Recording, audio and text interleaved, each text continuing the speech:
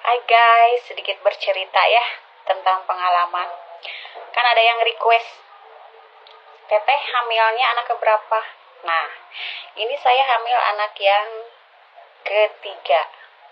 Dan dari hamil anak yang pertama, anak hamil yang kedua, yang ketiga itu beda-beda. Beda-beda ya, dari mulai yang pertama dulu. Kontraksinya itu beda banget ya. Dari pertama ngidam, yang pertama saya hampir 3 bulan tuh gak mau makan nasi. Kenapa? Karena lihat nasi itu ngeri banget gitu ya, seperti belatung gitu.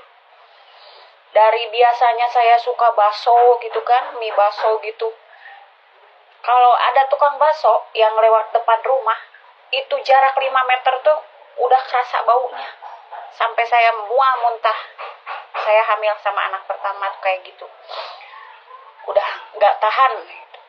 Kalau itu kan jaraknya jauh, tapi baunya itu minta ampun. Dan lihat nasi itu ngeri gitu ya, seperti belatung gitu. Selama 3 bulan saya tidak makan nasi. Nah, bulan keempat mulai normal gitu kan, mulai normal. Bulan kelima mulai normal dan saya periksa ke bidan. Kata bidan saya kurang makan sayuran dan juga kurang minum juga. Saya nggak ngerti ya itu kenapa gitu dan dapat mengakibatkan apa gitu. Saya nggak ngerti itu kata bidan. Iya, dan saya selama dari umur hamil sebulan sampai 9 bulan itu gak suka makan sayur banget. Gak suka pokoknya yang sayur-sayuran kayak gitu, gak suka ya. Tiap hari itu makannya mie bakso pakai nasi. Karena udah hamil, udah besar ya.